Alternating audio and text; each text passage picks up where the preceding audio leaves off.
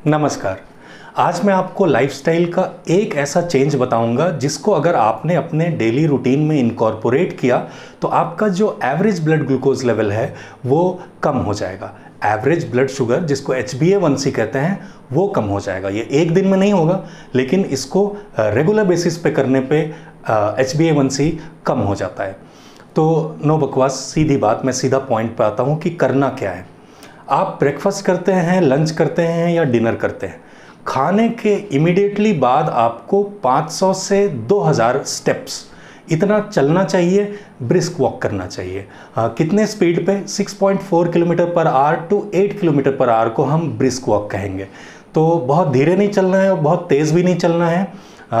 Average intensity थोड़ा speedier होनी चाहिए, स्पीड में चलना है आपको 500 से 2000 कदम।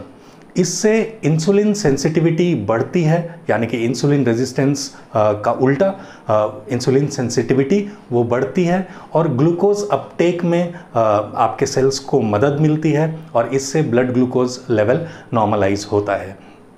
पोस्ट प्रैंडियल ब्लड ग्लूकोज की अगर बात करें तो टहलने की वजह से जो ब्लड स्ट्रीम में शुगर जाने वाला है वो एक्चुअली आपके सेल्स को मिल जाता है। तो वो ब्लड शुगर स्पाइक जो कि आमतौर पे सभी के बॉडी में होता है कि कोई भी, चाहे उसको डायबिटीज़ है या नहीं है, अगर वो कुछ भी खाता है तो उस समय में क्योंकि बॉडी में वो फूड आइटम मेटाबोलाइज होगा, ग्लूकोज ब्लड में जाएगा तो ब्लड शुगर स्पाइक होता है। लेकिन जो डायबिटिक हैं उनका स्पाइक ज़्यादा होता है। तो अगर आप डायबिटिक हैं और खाने के तुरंत बाद अगर आप कुछ समय तक चलते हैं और इसको रेगुलरली आप अपने लाइफस्टाइल में इनकॉर्पोरेट करते हैं तो डेफिनेटली आपका एवरेज ब्लड शुगर कम होगा।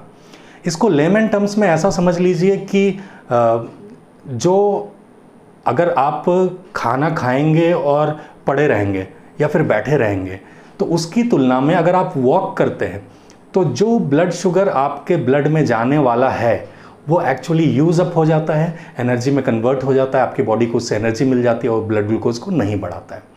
टेक्निकली अगर इसको समझना है तो एक चीज़ को समझना होगा कि AMP एक्टिवेटेड प्रोटीन काइनेज या AMPK पाथवेज होते हैं। इसको कॉम्प्लेक्स में नहीं करूँगा। ये एक एंजाइम होता है जो हर मैमल के सेल्स में होता है इंक्लूडिंग मैन। ये एक फ्यूल कंट्रोल एंजाइम होता है जो फ्यूल कितना चाहिए सेल्स को उसको मैनेज करता है और ये आपके मेटाबॉलिक बैलेंस को रिस्टोर करने में मदद करता है। इंटरेस्टिंग बात यह है कि जब भी ये AMPK पाथवेज से आपका ब्लड शुगर अब्जॉर्ब होता है सेल्स में तो इंसुलिन की ज़रूरत नहीं पड़ती है और ये तभी एक्टिवेट होता है जब आप फिज़िकल एक्टिविटी करते हैं। तो भोजन के बाद आप बहुत सारी फिजिकल एक्टिविटीज़ कर सकते हैं, स्विमिंग भी कर सकते हैं, लेकिन वो ठीक नहीं रहेगा। भोजन करने के तुरंत बाद जो फिजिकल एक्टिविटी सबसे सेफ है दैट इज़ ब्रिस्क वॉकिंग। और आप ये इस बात की चिंता बिल्कुल ना लें कि भोजन करने के बाद कहते हैं आराम करें तो तुरंत चलने से क्या होगा। आप इसको करके देखिए, you will feel much better and more energetic. तो इससे होता ये है कि जो आपके स्केलेटल मसल्स हैं उनको एक्सरसाइज के दौरान एनर्जी चाहिए होती है। तो खाने के बाद जैसे ही आप ब्रिस्क वॉकिंग करते हैं तो आपके स्केलेटल मसल्स को जो एनर्जी चाहिए, जो ग्लूकोज चाहिए, वो डायरेक्टली ग्लूकोज अपटेक हो जाता है without the interference of insulin, without the need of insulin. बिना इंसुलिन की मदद से ये अब्जॉर्प्शन होता है। आमतौर पे हम कहते हैं कि इंसुलिन जो है वो चाबी है और हमारे सेल्स में जिस दरवाजे से शुगर जाएगा उसके लिए वो इंसुलिन की चाबी की ज़रूरत पड़ती है क्योंकि उस दरवाजे पे ताला लगा है। तो इंसुलिन ही उस ताले को खोलता है। लेकिन यहाँ पे इस चाबी की ज़रूरत नहीं है क्योंकि एक दूसरा पाथवे है AMPK पाथवे जिससे डायरेक्टली ग्लूकोज अपटेक हो जाता है। तो ये ब्लड शुगर को कम करता है। अगर इस हैबिट को आप इनकॉर्पोरेट करते हैं, लंबे समय तक करते हैं, तो आप देखेंगे HbA1c जो 3 महीने का एवरेज होता है वो कम होने लगेगा।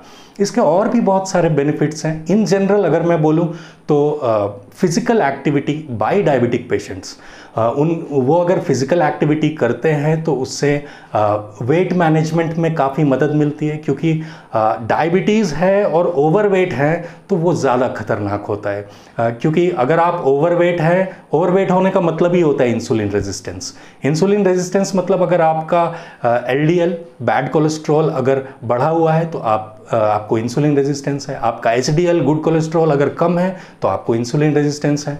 ट्राइग्लिसराइड्स बढ़ा हुआ है तो आपको इंसुलिन रेजिस्टेंस है। और ब्लड में शुगर अगर हाई रहता है, आप डायबिटिक हैं, तब तो वो इंसुलिन रेजिस्टेंस है ही। तो इंसुलिन रेजिस्टेंस कम होगा अगर खाने के इमीडिएटली बाद आप वॉक करते हैं। इससे बॉडी वेट भी कम होगा, जो कि इंसुलिन सेंसिटिविटी को अपने आप बढ़ाता है। ऐसा समझ लीजिए, बॉडी वेट अगर आप किसी भी वे से कम करते हैं तो इंसुलिन सेंसिटिविटी बढ़ती है, इंसुलिन रेजिस्टेंस कम होने लगता है। इसके अलावा ऐसा करने से आपका ब्लड सर्कुलेशन अच्छा रहेगा। डायबिटीज़ में अक्सर हम डायबिटिक न्यूरोपैथी ये टर्म सुनते हैं। जैसे पैरों में डायबिटिक न्यूरोपैथी होती है या पैरों में अल्सर्स होते हैं डायबिटीज़ की वजह से, तो that is mostly because of lack of blood circulation, जो कि अगर आप एक हैबिट डेवलप कर लें कि immediately after meals, every meal if you walk for some time, तो आपको बहुत अच्छे रिजल्ट्स इससे मिलेंगे। डायबिटिक न्यूरोपैथी भी इससे रिवर्स होने लगेगी।